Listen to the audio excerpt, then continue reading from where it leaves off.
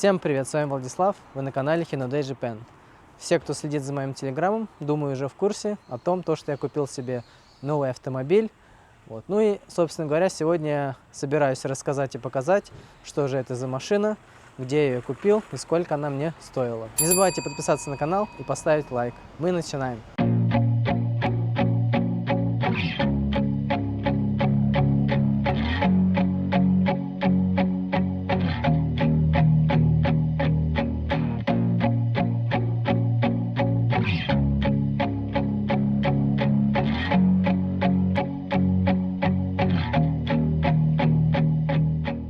Перед нами Mercedes C200 в жирной комплектации Avantgarde со спортивным пакетом AMG Line. Машина 2014 года с пробегом 37 тысяч километров. Самое главное в этой машине — это AMG пакет, который придает машине агрессивный и спортивный вид. Ну и давайте сразу пройдемся по внешке. Как вы видите, здесь установлена черная решетка. Это не заводская решетка, предыдущий владелец поставил ее сам сюда. Но это было правильным решением, потому что машина стала смотреться более агрессивнее. Но я бы еще добавил то, что решетка отлично сочетается с передним бампером, с такой вот губой. Передок прям выглядит очень спортивно.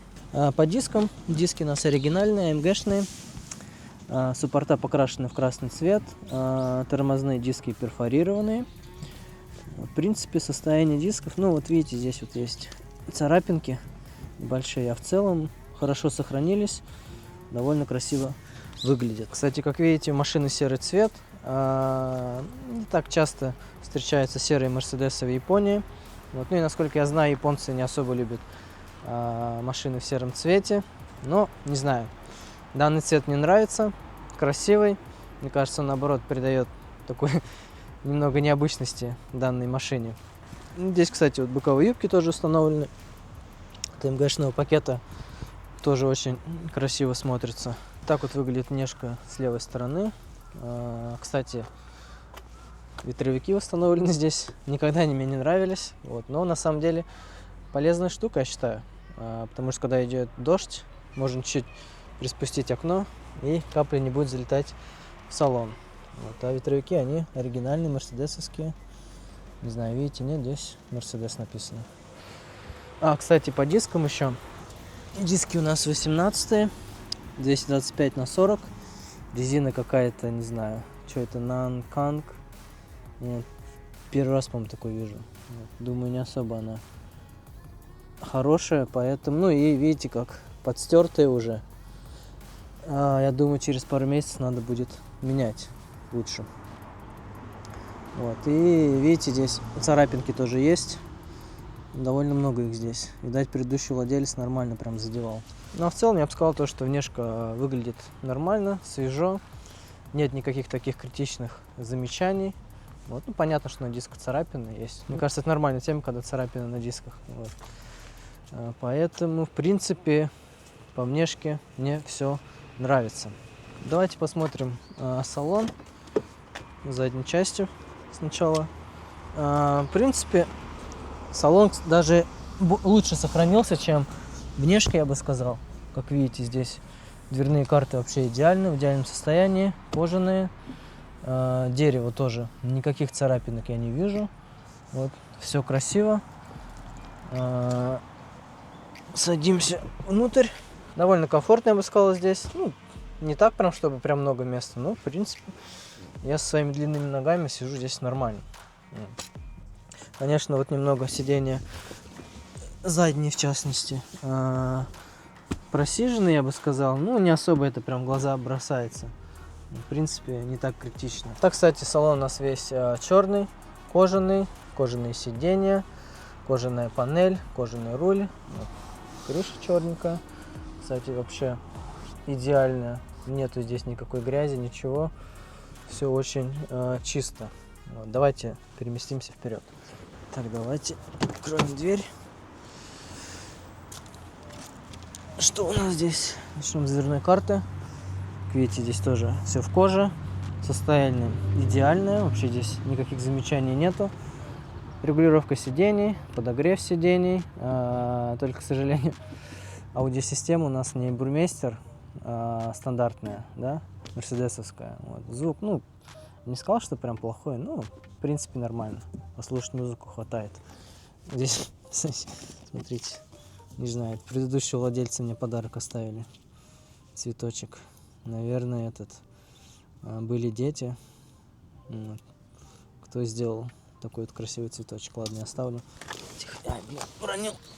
Сохраню, пускай будет талисманчик. Лазим. Вот. Так, что у нас здесь? Руль. Руль, в принципе, тоже сохранился нормально. Вот здесь никаких порезов, ничего нету. Вот. Здесь тоже кнопочки, чуть-чуть окей подстертые. Остальные все нормальные. Лепестки есть подрулевые. Да, кстати, я думаю, заметили, то, что дефлекторы здесь стоят не оригинальные. Предыдущий владелец их тоже заменил. Поставил вот такие вот, как на гелике. Да, кстати, они горят только таким фиолетово-розовым цветом. Вообще в Мерседесе здесь стандартных 3 цвета подсветки. Там, по-моему, белый, голубой и типа какой-то оранжевый, что ли, ну, желтоватый такой. Вот. А здесь, если цвет пытаешься поменять, они горят только фиолетово-розовым, просто чуть-чуть, ну, контрастность изменяется, вот, но особо цвет не меняется. Ну, в принципе, не знаю, меня это особо не парит, меня этот цвет устраивает, хотя бы, по крайней мере, пока что. Что у нас здесь есть? Часики. Я, кстати, вот купил уже подставку для телефона, прикольно, она здесь вот сюда вставляется между дефлекторами, и удобно, ничего не царапается, ничего не мешает воздуху выходить, такая удобная штучка. Давайте, наверное, не знаю, заведем, да, смотрим. Так, кстати, да, это видеорегистратор. Надо карточку установить в CD, до сих пор не установил, надо купить, то есть поэтому пищит мне всегда, когда заводится машина. Так, дисплей, 37 тысяч пробега, я сказал. Вот, запас топлива 157 километров, ну, кстати, да, меньше, чем полбака. Надо будет залить. Есть парктроники, проекция на стекло, кстати, еще есть. Я думаю, не часто в цешках встречается. Панелька кожаная. Видите, здесь тоже она свежо выглядит. Вот, ничего нету, никаких царапин, ни порезов. Пассажирское сиденье. Здесь тоже, видите, сиденья, да, кстати, такие вот спортивные, с поддержкой. Выглядит красиво и довольно удобно на них сидеть. Коврики AMG-шные, панелька дерево черное, тоже красивое.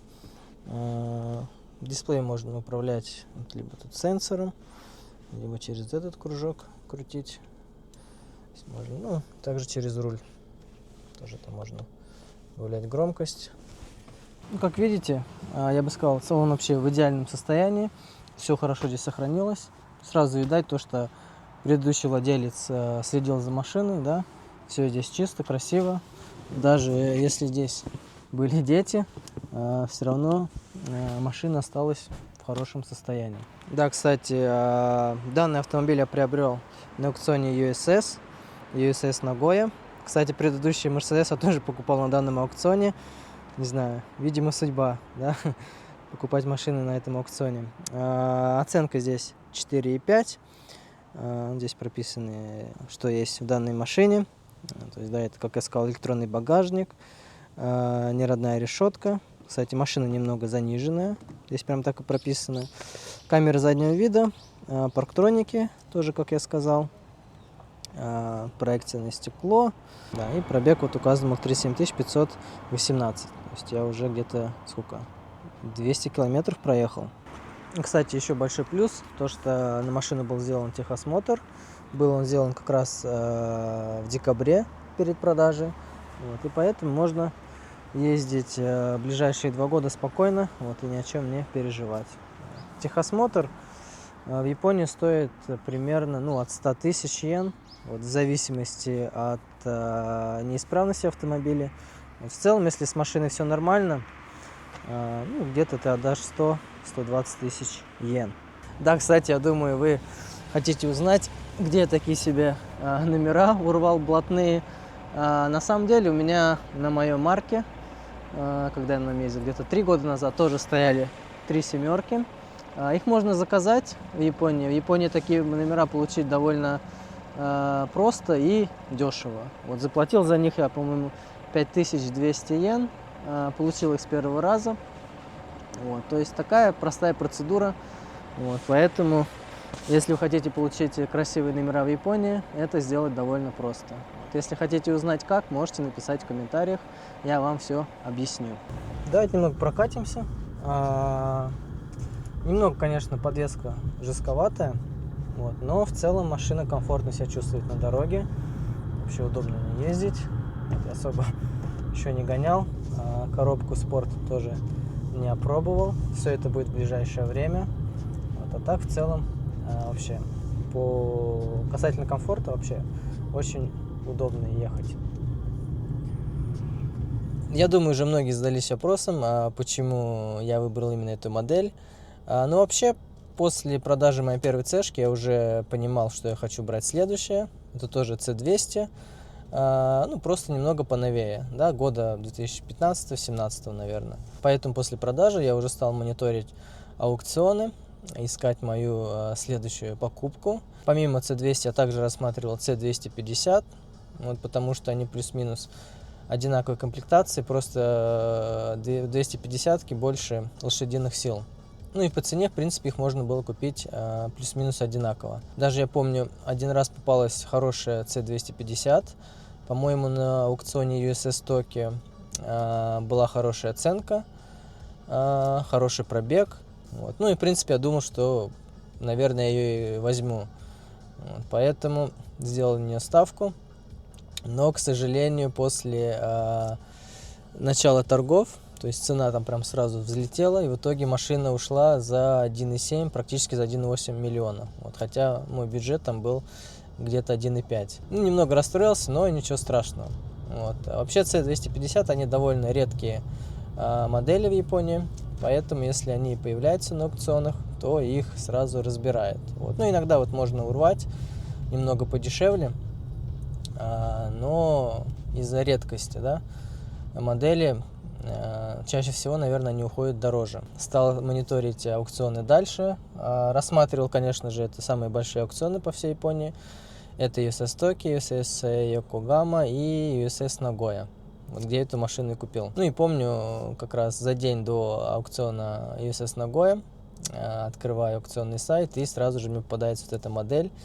И я могу сказать то, что по сути это была любовь с первого взгляда, потому что как я ее увидел, я сразу прям загорелся, мне понравилась внешка, посмотрел аукционник, оценка 4,5, пробег всего лишь 37 тысяч, и техосмотр на ней как раз был сделан в декабре, то есть предыдущие чуваки сделали техосмотр и сразу же ее выкатили на аукцион.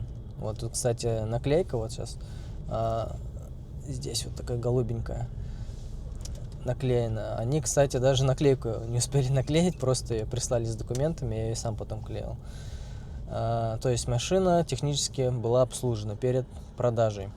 Хоть и машина 2014 года, я бы сказал, то, что она выглядит довольно современно, свежо, и внешне, и внутренне. И я думаю, то, что в ближайшие годы она тоже может сравниться с довольно новыми моделями. Ну, я считаю то, что это большой плюс этой модели.